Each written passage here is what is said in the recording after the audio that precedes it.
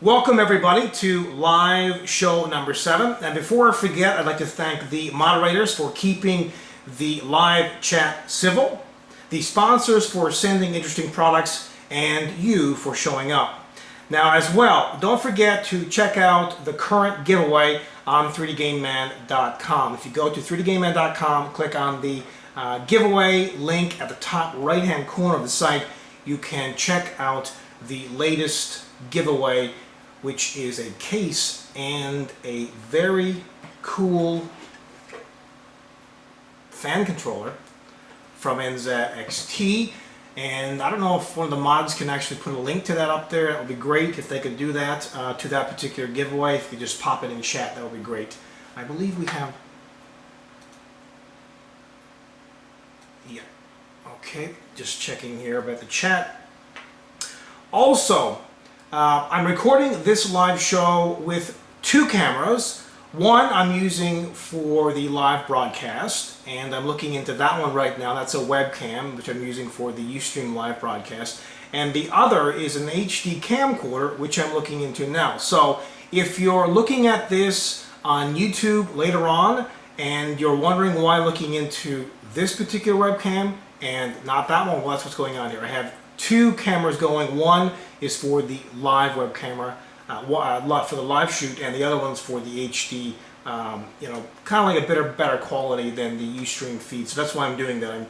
I'm trying to, get a better quality one for YouTube instead of Ustream, because of course the higher you go on Ustream means that you're going to have issues with other people, not being able to watch the program properly and so on and so forth. And by the way, right now on Ustream, the resolution here is 800 by 448. Odd resolution is still HD, but it's not 720. I went 720, it didn't work out too well, so now I am at this particular resolution. Okay, what else is there? That's about it for the intro. Also here, I'd like to just go through a few things I have here on sheet. Number of things this show.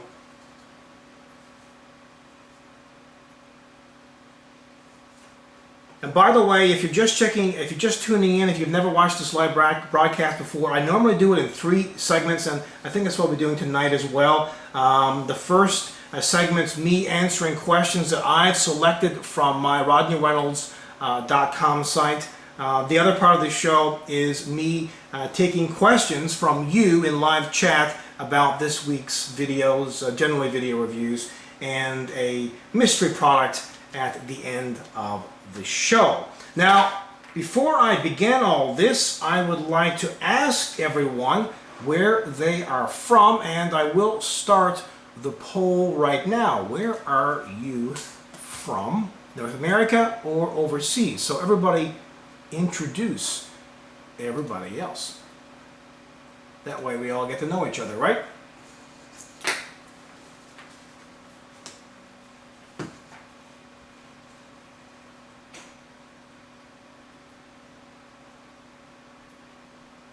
Incoming Google Talk message.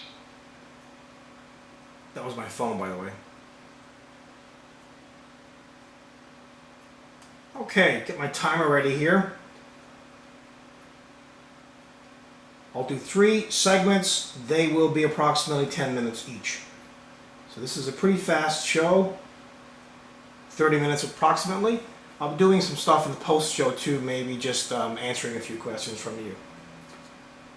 So the poll results: where are you from? North America 60%, overseas 40%. Still very good. Surprising to see so many people tuning in from overseas, and that is fantastic.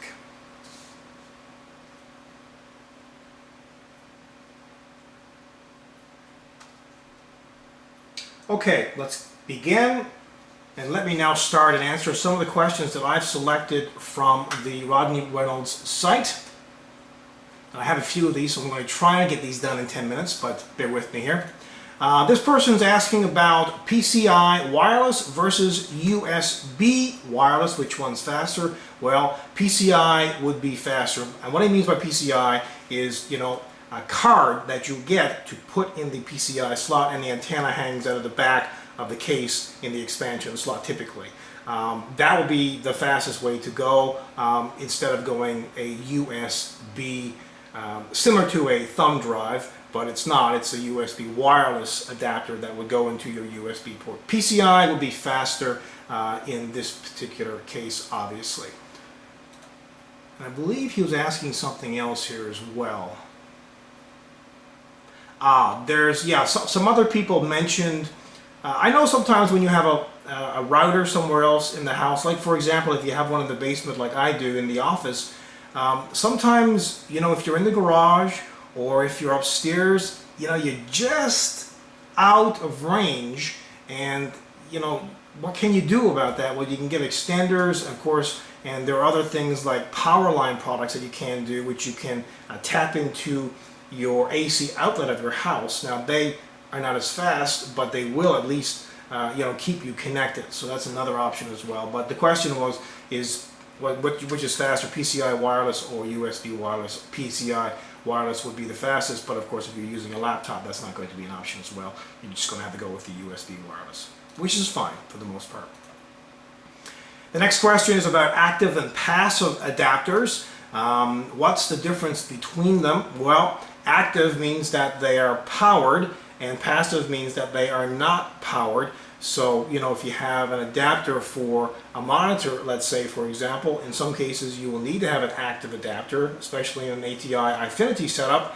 You'll need to have an active adapter if you want to use that third display, and that's what that means. And where usually these active adapters get their power from is the USB connection.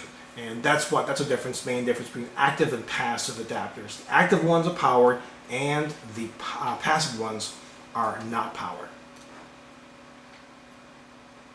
This is an interesting question. Rodney, what do you eat when you are gaming?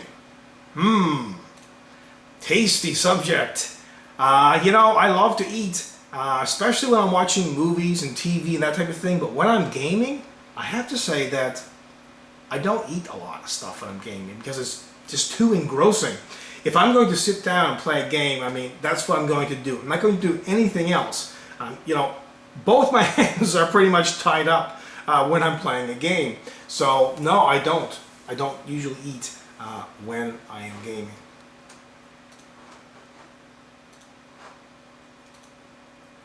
This next question is very interesting. This is about photorealism in games.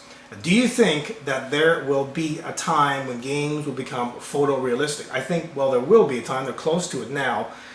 But what will happen? The question is, what will happen when they become photorealistic? You know, will it be just too realistic?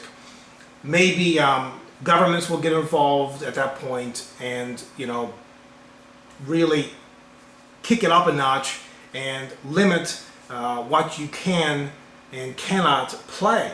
You know, it could be massive restrictions on playing games. I mean, if games are 3D and photorealistic, that would be really engrossing and obviously excessively violent if you're playing a violent game.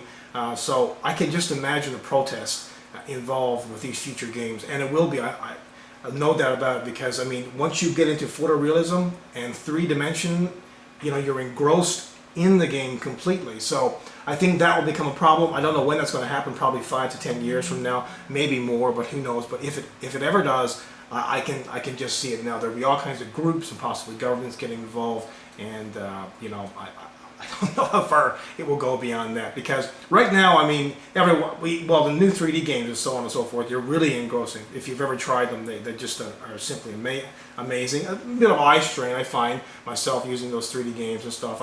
I don't have a setup like that myself here, but I've tested them, and you know, it's like a 3D movie. You kind of get really in there. It's like you're almost, you know, putting your hands up in the air because you think things are flying by.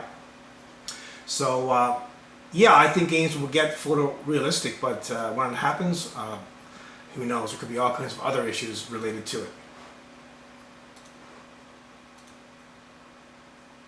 This is about video cards. This person's asking about, why do manufacturers design video cards incorrectly? In other words, why is the cooler you know, on that side of the video card facing down when you really want to see it? And why shouldn't it be on the other side? Well, it's due to the design of the case and the motherboard and all that kind of stuff. Now you can get video card heat spreaders for the back of the card, and it will make it look kind of cool and also help with cooling as well, cooling performance. So you can get that, and you can get them with some pretty neat artwork on them. I believe EVGA has some backplates and possibly other video card companies as well you can get for the back of the cards. But normally stock video cards, no, they don't come with this kind of thing. And a lot of people, to be honest, almost break the bank when they're buying a video card anyway, so getting that extra option would probably be just too much for most people. Now this next question is about a particular product. I'm not going to mention what it is, but this question really is good. The answer is good, at least, for almost any product. It's about why did this particular product become discontinued? Well, it's like a lot of products that become discontinued. They become discontinued because, well, possibly they have issues. They might be a little bit faulty, defective. Something might have went wrong with them when they did them. There might be revisions to that particular product that you might want to look for. There's always revisions for particular models of products, especially things like, for example, motherboards.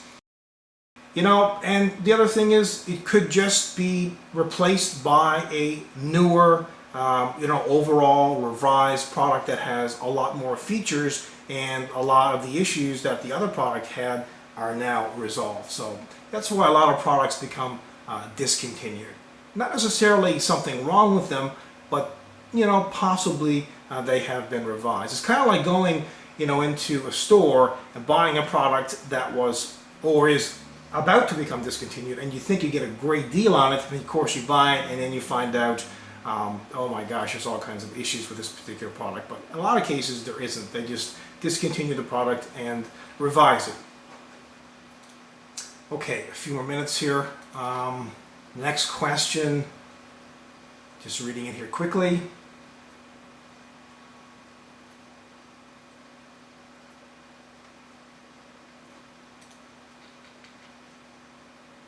Homemade water cooling for a CPU. You know what? If you're really good at this type of thing, good with your hands, and you have the tools to design a water block and design it in such a way that it works properly. In other words, all the water can go through it properly. The flow can be in such that it makes sense and it doesn't overheat, and also make sure that it's sealed and water doesn't leak out of it, then go ahead.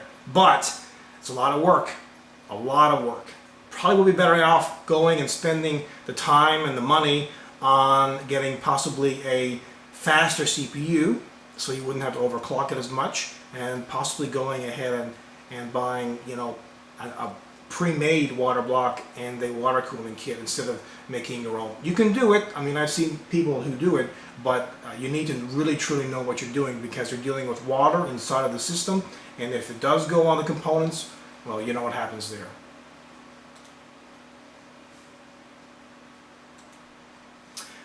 This is a question.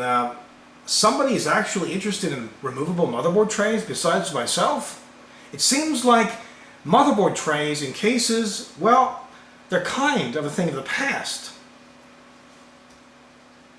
Okay, that's the timer that ends the section. I'll just end these two other questions here. So yeah, about removable motherboard trays. What cases on the market have removable motherboard trays? Well, off the top of my head, of course, I'm not going to, and I wouldn't be able to list the ones that do, but a sure bet is Lee & Lee, and of course they're very expensive, but a lot of their cases have removable motherboard trays. And I love removable motherboard trays because, of course, you can just remove the tray with all or most of the important hardware on it, take it away from your desk or where you are, and just bring it to a workspace where you can work on it quite easily, so you don't have to crawl down underneath the desk, and maybe you don't have enough room to tip the case on the side, and maybe you don't want to plug everything inside of the case. So that's why I like removable motherboard trays. And this next question is really one that I've covered before, about a hard drive with slight grinding noise. If you're getting any kind of strange, odd noises from your hard drive, well, it is possibly going to fail. You should back up your data and get another one if you think.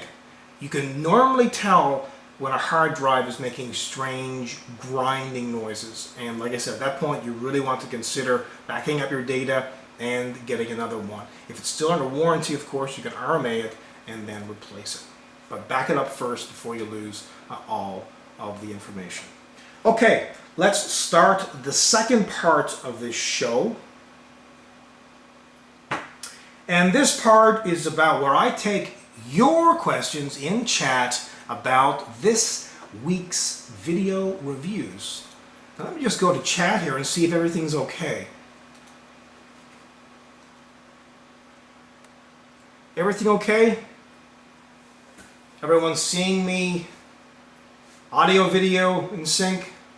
Not too much lag?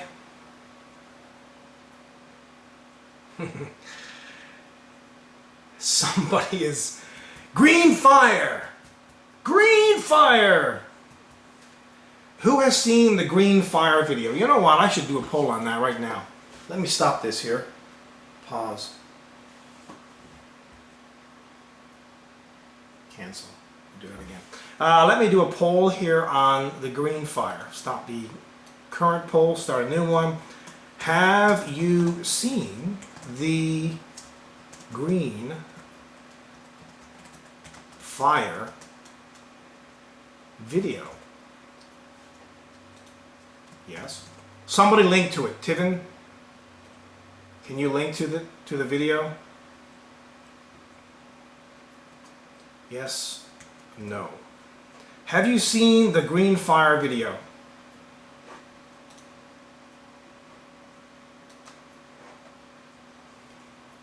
I would hope that most of you have seen the green fire video. I mean, if you haven't, where are you? Where have you been? It's funny. I'm sure there'll be lots of parodies about that on the internet. I'm sure somebody will grab that video and possibly do something to it.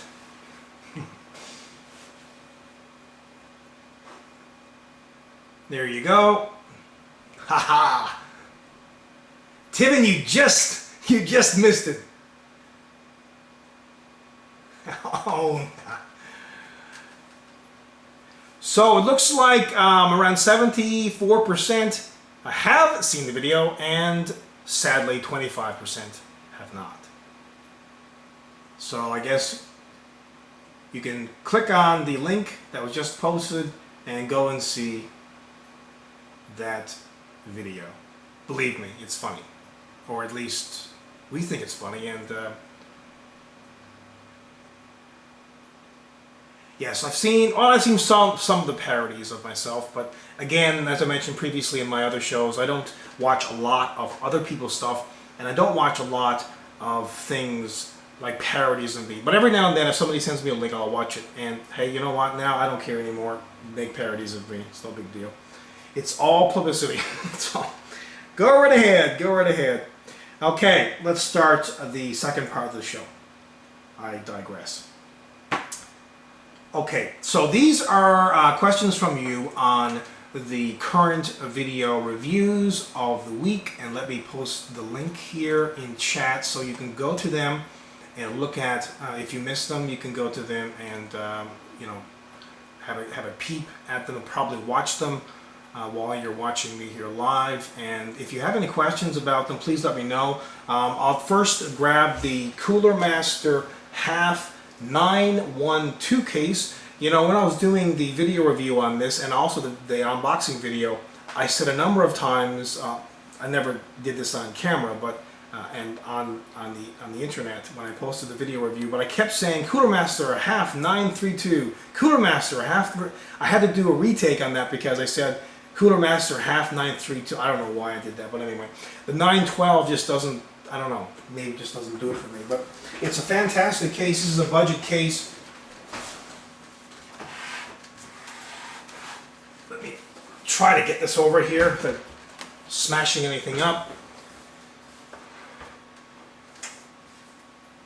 So this is the Cooler Master half 932 case. Again, this is a budget case.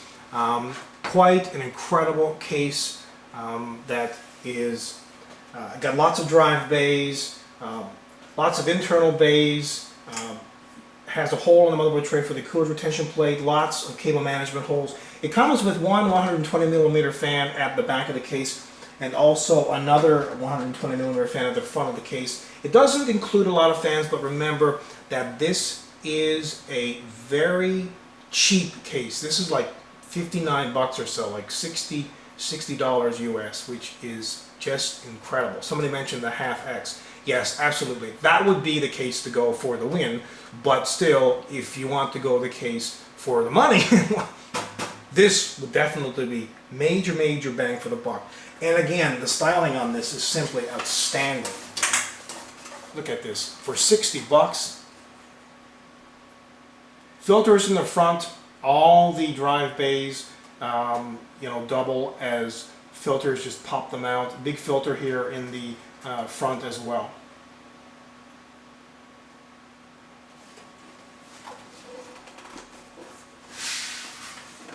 And you have a little cage here at the bottom, and this one here is for 2.5-inch drives. Now you can remove this one and actually install it in the 3.5-inch removable drive bay cage that's right here if you want to, because if you want to install a larger power supply, and to be honest, with this in the bottom, you can't really install a large power supply. This will not fit a large power supply at all. But for most standard, lower wattage power supplies, although some of the higher wattage ones now are pretty small in length. They're like 180 millimeters, which is, it's unbelievable, to be honest. And that's one of the other items that I did do a video review on this week, a new NZXT power supply. So any questions right here on this, besides what I just mentioned and what I did in the video review? I know sometimes I don't cover everything in the video review. It's impossible to cover everything, so that's why I'm doing this. You can fit any kind of ALC cooler, like the Corsair H50 and here in the back, or even really at the top you could put a rad. You could put a nice radiator at the top here as well. You could also do one outside here if you wanted to. You could put a nice radiator on the top. There's holes here on the back for rubber grommeted holes here for the tubes to go through, and this one here is really intended for cables to go through if you need to do an external water cooling setup.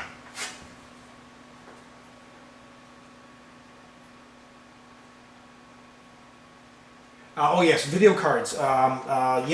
See, this is why this is such an amazing case. For 60 bucks, you can put a video card. I believe it's like something ridiculous, like 15 inches here. If you take out this 3.5-inch drive bay cage, you can fit a video card in up to 15 inches, I believe that's correct, in length. With it in, I think it's like 10 inches. So if you wanted to, for example, install an ATI HD 5970 video card, you would have to remove this drive bay. So, some people might find that a bit of an issue, but again, remember that this is not a full-size tower, very expensive case, but rather something that's very inexpensive. Now, one thing you're probably going yuck on is the interior. It's funny because interiors never used to be painted, but it seems like we've been spoiled over the years. So it's, people look inside now the case and see this and they go, ooh, not so great. But a lot of cases these days are painted on the inside, and normally it's black. Okay, so I'll put this one over here and speak about the other product that I reviewed this week. And this is the white NZXT Hale 90 650 watt power supply. The Hale series come in a number of different wattage options. You can get these in 550 watts, I think it's 650, 750, I believe 850, and then 1000. But from 550 to 1000, and they are all the same length. Well, let me just see if I could fit this particular power supply in this half 912 case without removing the 2.5 inch cage here. And yes, you can, but it's a fairly tight fit because of the modular lead connections that are on the back, but you can. Again, this is 180 millimeters or 18 centimeters in length, quite a small power supply. And by the way, the length on the Hale 90 series power supplies are the same for all of them, all the way from 550 all the way up to 1,000 watts. And this is an 80 plus gold certified power supply. Impressive, very impressive. Power supplies have become so efficient, and you know what? That's great because it saves you money. Any questions specifically about this particular power supply before I go on to the next video reviewed item of the week? Yes, Japanese cappies, Japanese capacitors. It is not loud at all. You've got a 140 millimeter fan, very, very quiet.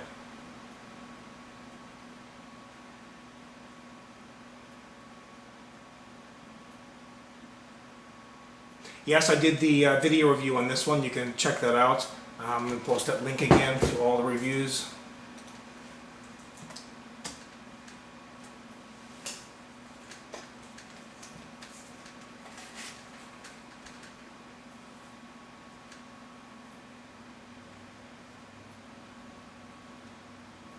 Corsair or this? You know what? They're pretty much the same.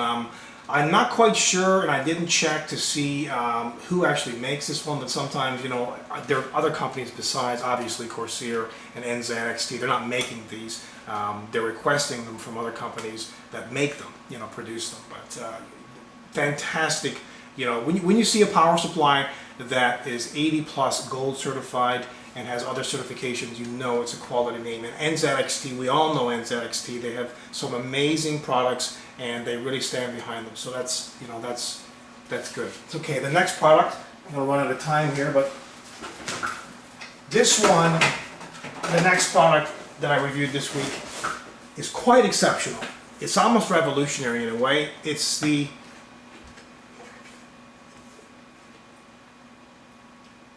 fan controller.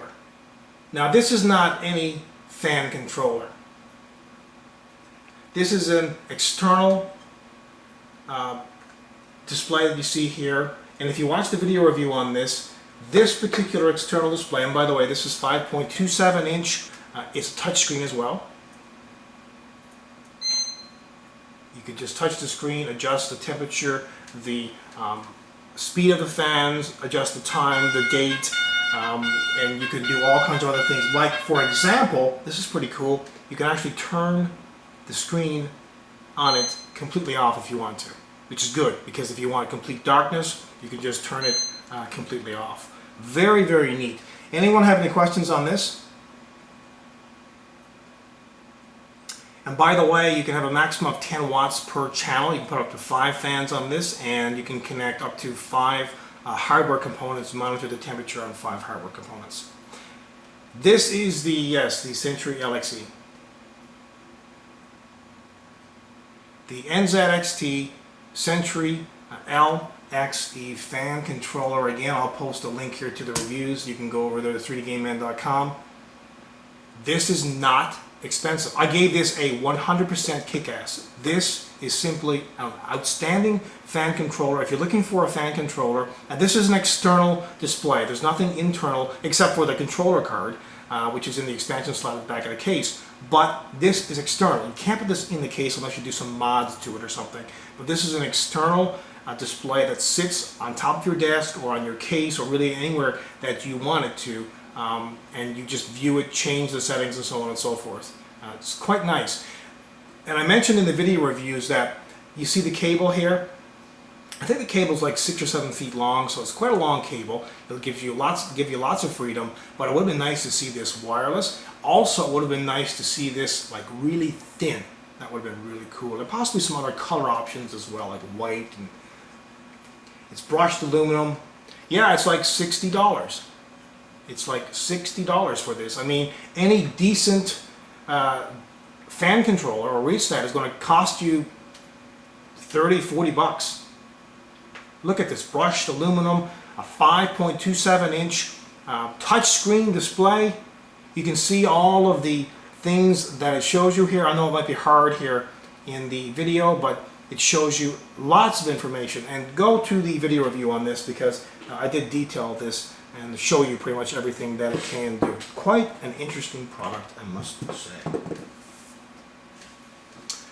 Okay, on to the next segment of the show, and I will start the timer now. Now this segment is dedicated to interesting products that I get or hopefully get each week, and if I don't get them, well, we'll just talk together about things. But in any case, I have something here this week.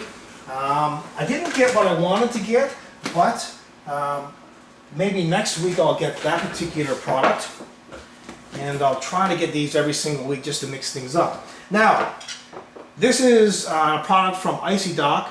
This is the Icy Dock from Icy Dock. It's a 2.5, 3.5 inch serial ATA hard drive docking station. Interesting.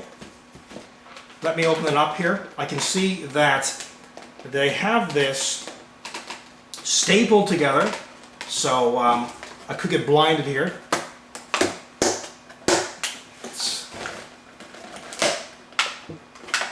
Slowly do this and try not to cut myself.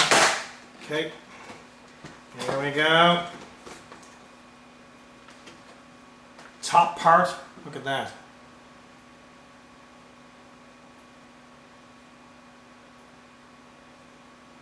Have the power connection, the external serial ATA or eSATA, and look at that, a USB 2 connection on the other side. And this is probably a release mechanism here on the front. This is the first time I've opened this, so forgive me if I don't get everything perfect the first time. It looks like that this is has some silicone feet here on the bottom, and this is fairly heavy here, so I think this is, I believe, some kind of alloy, some kind of metal or something to weight it down on the desk. And this is a pouch. Nice little pouch. And I guess that you can take this off of here. Ah, yes, look at that. I can see it. There's a release on this. And the pouch appears to have lots of stuff in it.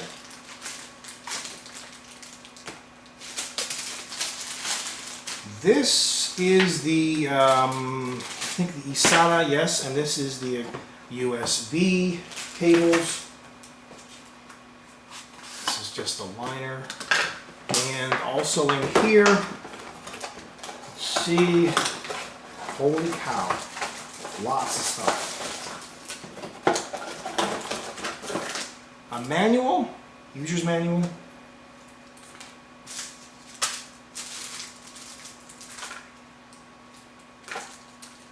Expansion slot, cable, serial ATA.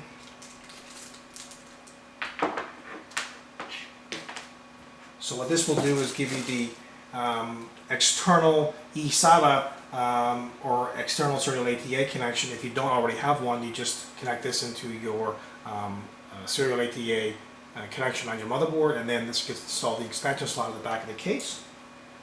See, they include a screw for this to be installed in the expansion slot at the back of the case. Power cord for the power adapter. And that appears to be it. And that is a lot of stuff. So, let's just try and install a 2.5 inch hard drive here first. So, apparently you just slip it in here at the top. Oh, and by the way, the model number on this is, if you want to do a search for it, maybe some of the mods can do a quick search for this and post it. This is model Icy Dock, a model MB881US-1S-1. This is the 2.5 inch or 3.5 inch serial ATA hard drive docking station. And this just sits on your desk, and then you make the connections to the power, and then the other connections either to external serial ATA or USB 2. So let's see if this is very easy to use. So there you have it. I've just mounted a 2.5 inch drive. Very, very easy. Now, of course, these docking stations for hard drives, they're nothing new, but they work extremely well. And I'm not sure, but maybe, possibly, this might come in a different color option. I'm not too sure on that. Somebody just posted the link here in chat. That's great. So everyone can go there and check this out if they want to. But a quite interesting looking device here, and also color design. You get the white and the green. So to release it, I'm not quite sure. I don't know if you pull. I think you can just pull. No, it doesn't look like it. Okay, let's push. As I mentioned before, this looked like a release, and maybe if I push in on it and pull it up, it'll release. I'm hoping. Again, this is the first time. It seems like it came out. I'm not quite sure if that's a release or not. It certainly appears to be one. That's pretty easy though. I mean, it works very, very easily. Just you want to have a really good grip on the drive, by the way, when you're using these, because otherwise it kind of like, you lose it. So make sure you do that. Now this is a 3.5 inch hard drive. So apparently you can install a 3.5 inch drive on this as well. I don't know. Yes, look at that. You can. And as you can see here, this drive, since it's a 3.5 inch drive, rests on the base here. And that's a good thing, obviously, because you don't want to break the serial ATA power and data connections actually on the docking station itself. And I just pull it out without pressing the release, but it's still fine. Now, there's a pouch.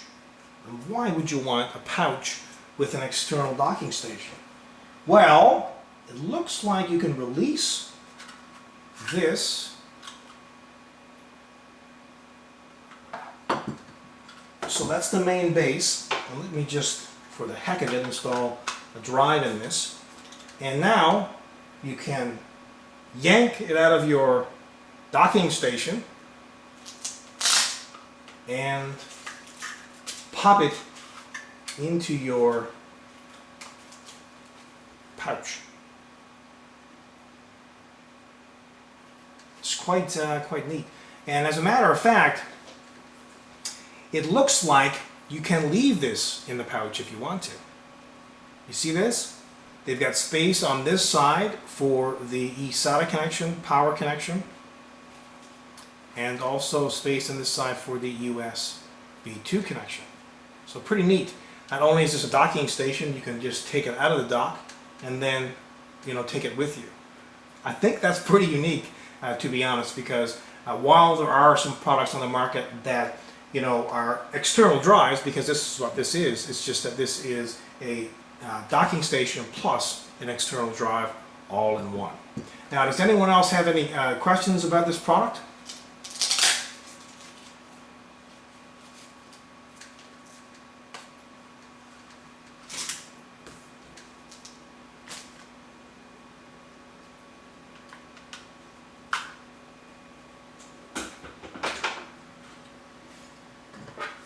And there you go, I can just pop it right back in.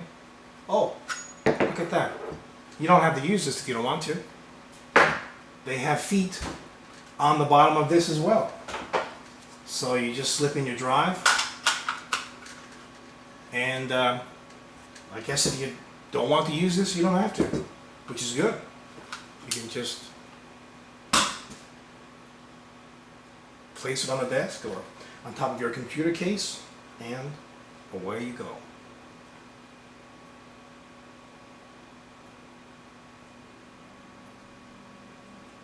Okay, so there you have it. Put it back in the docking station.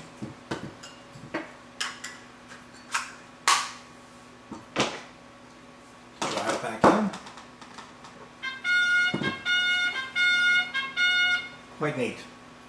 Okay, well, that is the end of the show. I will stick around for a while, though, after the show to take just a few questions. I know it's heading towards 10:30 here, my time in the night, so I'm not going to be around much longer, but I'll just take a few questions here from you before I leave.